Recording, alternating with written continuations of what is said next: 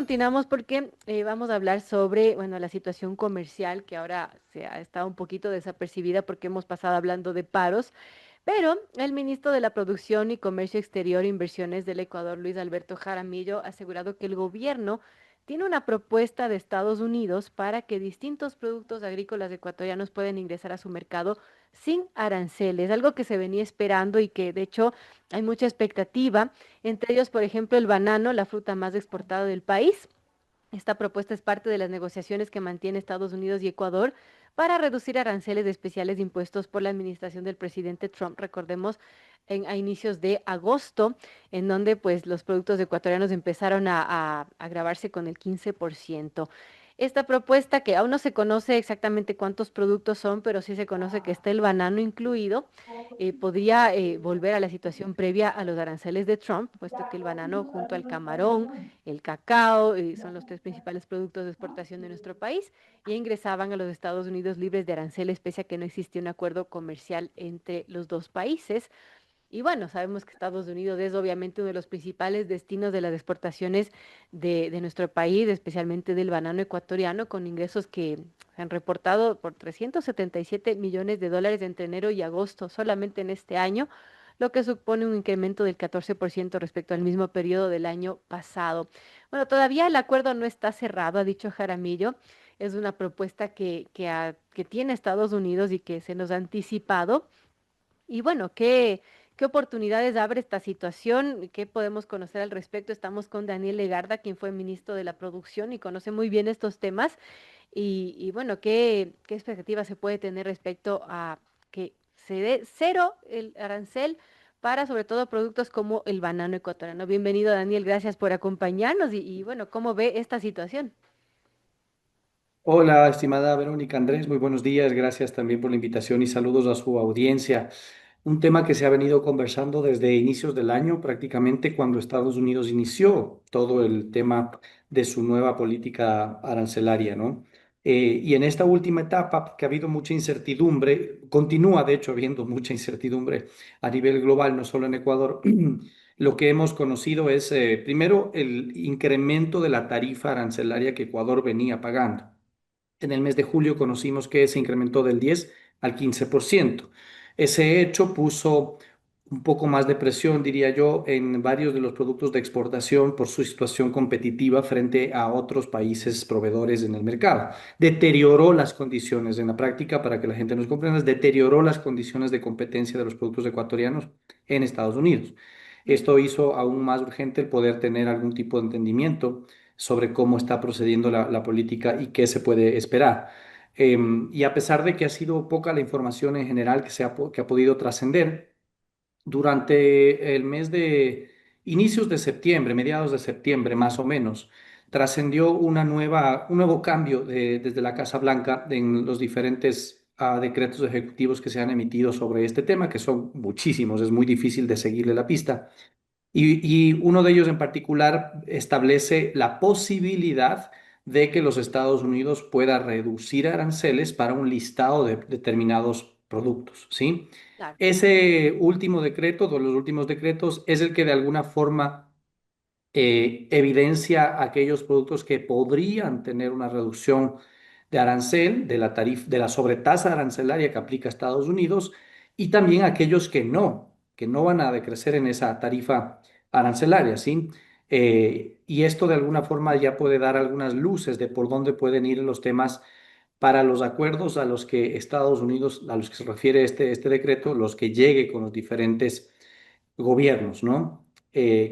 Solo para estar claros, estimada Verónica, y con esto concluir esta primera intervención, lo que estamos hablando es, primero, no es un acuerdo comercial, Así es. ni de lejos, esto es un acuerdo relacionado con las tarifas de las sobretasas arancelarias que impuso Estados Unidos desde febrero de este año, y que con este decreto, insisto, pues ahora podría reducir solamente la sobretasa arancelaria, no el arancel regular que De acuerdo. normalmente venía aplicando los Estados Unidos, ¿no? Sobre ese hay una lista, ahora lo entramos a conversar en detalle. Ahora, la lista obviamente no ha sido publicada, se conoce que podía ser el banano porque se ha hablado de productos de estrella en nuestro país, entonces podíamos, no sé si pensar el camarón, En todo caso, Daniel, ¿cuáles productos serían los que más se beneficien si es que se aplica esta eliminación de esta sobretasa? ¿Cuáles son los más castigados ahora mismo y cuáles a su criterio deberían quitarse esta sobretasa para que, bueno, puedan entrar al mercado de los Estados Unidos con mejores condiciones? Mira, Verónica, hablando sobre los hechos, ¿no es cierto? Y lo que para intentar un poquito reducir la especulación y reducir también la incertidumbre en la medida de lo posible que ha generado todo este tema en los Estados Unidos. Me refiero solamente a a este mismo decreto emitido el 5 de septiembre.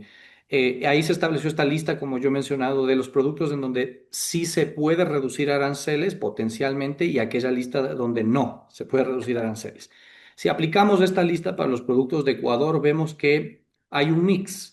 Es decir, hay productos a los que sí se les podría reducir la sobretasa, otros que no. Por ejemplo, en la lista de los productos que sí se reducirían arancel, que sí podría reducirse el arancel eventualmente, están el banano, efectivamente, está el cacao, está el palmito, están rosas, por mencionar algunos de los principales de exportación de Ecuador. Es una lista más extensa ahí, incluye el Claro. petróleo, incluye algunos minerales también, y otros productos de orden más, de volumen más pequeño para el Ecuador, ¿no?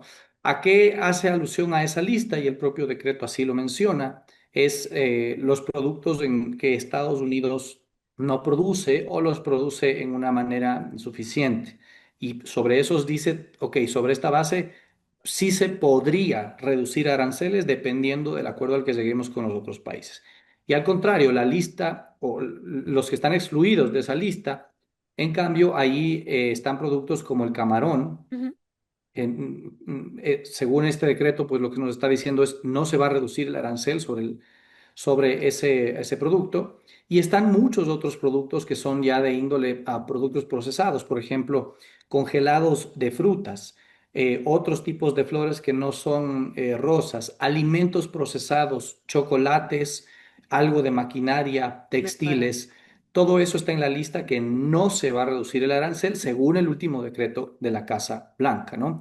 Si Claro. podríamos poner esto en términos numéricos para que un poco podamos empezar a dilucidar el impacto, que la gente comprenda, es del total de exportaciones que Ecuador realiza a los Estados Unidos sin el petróleo, estamos hablando de que alrededor del 45% de productos, 45% de las exportaciones está incluido en la lista que podría reducir su arancel, incluyendo banano, cacao como ejemplos y rosas también.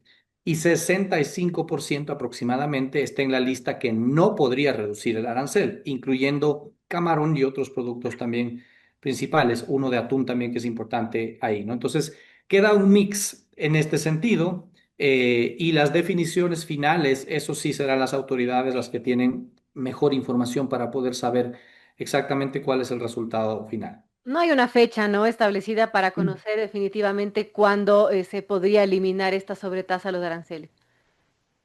No, no hay, y lamentablemente, Verónica, está afectando también el hecho de que en Estados Unidos, o sea, en el Congreso de Estados Unidos no se pusieron de acuerdo para la extensión del presupuesto federal y se dio lo que se dio por décima vez, me parece, lo que se denomina como un government shutdown, es decir, Claro. se dejan de funcionar ciertas actividades de determinadas instituciones federales, y esto podría también estar afectando algunas que tienen relación con las negociaciones, ¿no? Al menos eso es lo que sale a la luz de la información que es algo pública, y esperemos que eso no afecte, podría estar afectando, pero esperemos que en la menor Medida vía lo posible. posible a las definiciones para las exportaciones de Ecuador. Importante, amigos. 8:52 conversamos con Daniel Legarda, quien fue ministro de la Producción, además de actual vicepresidente de la Cámara de Comercio China Ecuatoriana. Andrés. Muchas gracias, Daniel, por aceptar la invitación. A ver, esta reducción de la sobretasa arancelaria se da por productos y no se da por país. Entonces, en algunos productos en los que nosotros competimos, por ejemplo, con mercados cercanos, como es el caso de Colombia con las rosas, no hubiera un beneficio para Ecuador porque se le reduciría el arancel a las dos naciones. O tal vez por una cercanía ideológica y por todos los problemas que ha tenido Trump con Petro, habrá una posibilidad de que a Ecuador nos reduzca más ese sobre arancel.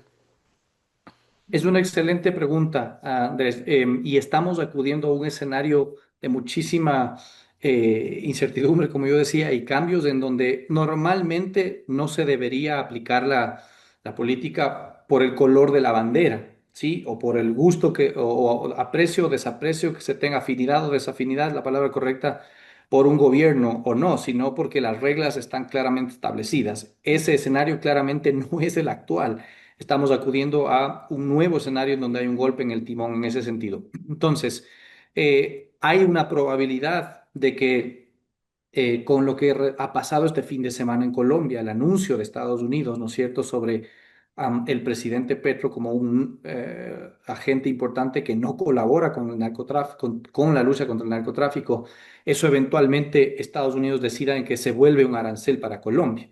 Puede pasar, ya lo vimos en el caso de Brasil, en donde por una decisión judicial contra el expresidente Bolsonaro, que puede o no puede estar correcta, no nos compete entrar en esa discusión, ¿no es cierto? O uno puede tener afectos o desafectos al exmandatario o al actual mandatario en su defecto. Pero eso no debería ser así. No obstante, Estados Unidos impuso un arancel de 50% a Brasil, a una lista de productos extensa de Brasil, justamente a medida de retaliación en eso. Entonces, es un escenario en el que eso puede efectivamente pasar, ¿no? Y por eso es que se incrementa muchísimo la incertidumbre de cómo se pueden dar las definiciones, porque hay una línea general que establece que los países con los cuales hay déficit comercial, Estados Unidos tiene déficit comercial, pues tendrán un mayor arancel. De hecho, el cambio que Ecuador tuvo de 10 a 15% se supone que es porque se ha mantenido el déficit comercial. Al menos esos son los precedentes que cita la propia Casa Blanca y el USDR en relación al cambio que ha tenido el Ecuador. Pero a su vez vemos que algunas, se puede jugar algunas afinidades o no en ese sentido. Si es que es así, Ecuador, evidentemente, el gobierno deberá aprovecharlas, ¿no?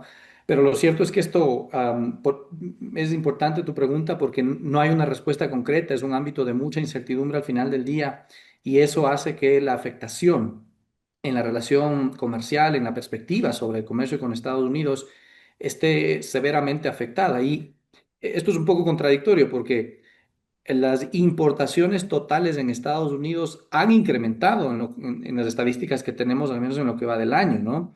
De enero hasta julio, agosto, que son las estadísticas que tenemos, incrementan incluso desde China, que se podría decir es el país más afectado por aranceles. Pero lo que todos los analistas comentamos, me incluyo ahí, es que la afectación va a ser de más mediano y largo plazo, es decir, vamos a empezarlo a ver en las cifras del último trimestre de este año y el próximo año también. Cuando se vaya sentando un poco más el polvo sobre estos cambios importantes de la aproximación de la política de Estados Unidos y quede una nueva situación de competencia donde algunos países tendrán una mejor posición que otra para determinados productos en los Estados Unidos, ¿no? Entonces es lo que hay que estar un poco pendientes en los próximos meses. Y esa es una fortísima razón por la cual nosotros como país estamos llamados a poder diversificar mucho más el comercio y sobre todo el destino de las exportaciones. No es un trabajo fácil ni de un día para el otro y es un trabajo que se ha venido haciendo. No es que no hay camino recorrido, sí lo hay y eso es buena noticia para el Ecuador. Y asimismo, Estados Unidos, hay que resaltarlo, siempre va a ser un socio comercial importante y eso quiero dejar claro.